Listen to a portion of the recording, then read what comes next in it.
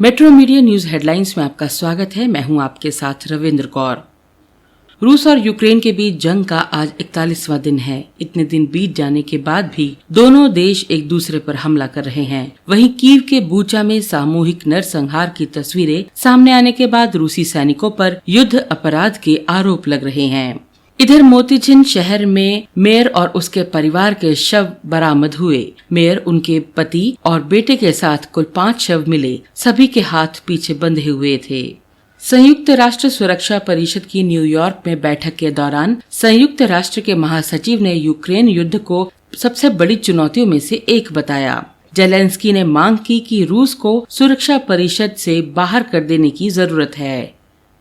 दिल्ली के तीनों नगर निगमों के एकीकरण के प्रावधान वाले दिल्ली नगर निगम विधेयक 2022 को संसद में मंगलवार को हरी झंडी दे दी गई। राज्यसभा में मंगलवार को विधेयक पर चर्चा हुई। इसके बाद अमित शाह के जवाब के बाद विधेयक को ध्वनि मत से पारित कर दिया गया। लोकसभा इसे पहले ही पारित कर चुकी है। प्रधानमंत्री नरेंद्र मोदी ने भाजपा सांसदों को नसीहत दी कि वे सेवा व समर्पण भाव के साथ जनता के बीच जाकर संवाद करें, समाज के सभी वर्गों की समस्याओं को सुने और केंद्र सरकार की महत्वपूर्ण योजनाओं से लोगों को अवगत करवाएं। साथ ही सांसदों से अपने संसदीय क्षेत्रों में सामाजिक न्याय पखवाड़े के तहत प्रतिदिन एक बड़ा आयोजन करने को भी कहा, ताकि समाज के अंतिम पायदान पर खड़े व्यक्ति तक सामाजिक न्याय सुनिश्चित हो सके। भाजपा के स्थापना दिवस से एक दिन पहले मंगलवार को प्रधानमंत्री ने अंबेडकर अंतर्राष्ट्रीय केंद्र में हुई भाजपा संसदीय दल की बैठक में सांसदों को संबोधित किया। कांग्रेस अध्यक्ष सोनिया गांधी ने कहा कि पार्टी के लिए आगे की राह बहुत चुनौतीपूर्ण है। उन्होंने पार्टी नेताओं को संगठन में एकता की नसीहत देते हुए साफ कहा कि एकजुटता सुनिश्चित करने के लिए हर संभव प्रयास किए जाएंगे। इसके साथ ही उन्होंने भाजपा पर समाज का ध्रुवीकरण करने का आरोप लगाते हुए कहा कि कांग्रेस का फिर से मजबूत होना समाज और लोकतंत्र के लिए जरूरी है। इसके साथ ही सोनिया ने महंगाई पर केंद्र सरकार को घेरते हुए पार्टी नेताओं को विरोध प्रदर्शन में व्यापक स्तर पर हिस्सा लेने की नसीहत दी।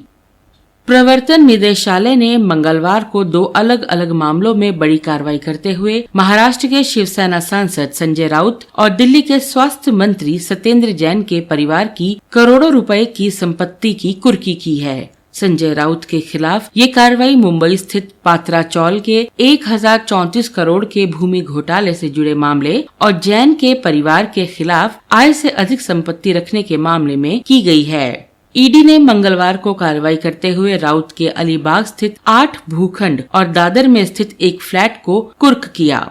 ईडी ने आय से अधिक संपत्ति के मामले में सत्येंद्र जैन के परिवार से जुड़ी 4.81 करोड़ रुपए की संपत्ति को मनी लॉन्ड्रिंग मामले में कुर्क किया है।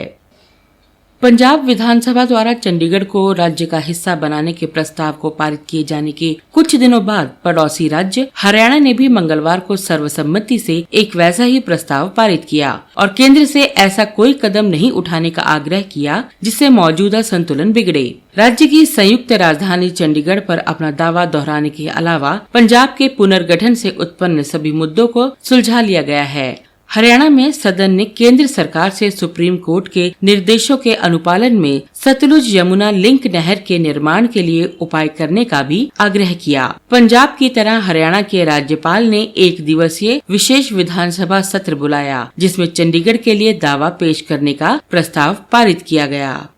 दिनेश कार्तिक और शाहबाज अहमद के बीच 67 रन की महत्वपूर्ण साझेदारी की मदद से रॉयल्स चैलेंजर्स बेंगलौर ने मंगलवार को यहां वानखेड़े स्टेडियम में आईपीएल 2022 के 13वें मैच में राजस्थान रॉयल्स को 4 विकेट से हरा दिया। कार्तिक और शाहबाज अहमद ने आरसीबी के साथ मिलकर 13वें ओवर में 5 विकेट खोकर 87 रन का स्कोर बनाया। उनकी साझेदारी ने रॉयल चैलेंजर्स को 6 विकेट में 154 रन तक पहुंचा दिया। उन्होंने राजस्थान रॉयल्स के 169 रनों का सफलतापूर्वक पीछा किया और पूरी तरह से जोस बटलर द्वारा नाबाद 70 रनों की पारी खेली गई।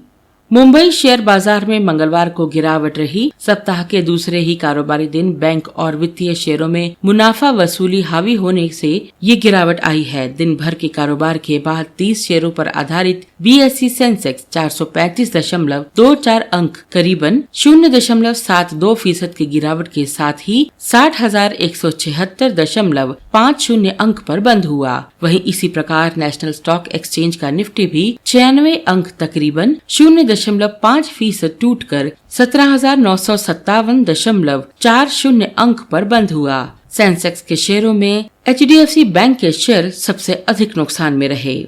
पेट्रोल डीजल की कीमत में तेजी का सिलसिला रुकने का नाम नहीं ले रहा। ऑयल मार्केटिंग कंपनियों ने मंगलवार को पेट्रोल और डीजल की कीमतों में एक बार फिर 80-80 पैसे प्रति लीटर का इजाफा कर दिया है, जिसके बाद दिल्ली में पेट्रोल की कीमतें 104 रुपए 61 पैसे प्रति लीटर और डीजल की कीमत 95 रुपए 87 पैसे प्रति लीटर तक पहुंच गई है। इन खबरों को विस्तार से पढ़ने के लिए आप लॉगिन कर सकते हैं www.metromedialive.com पर। धन्यवाद।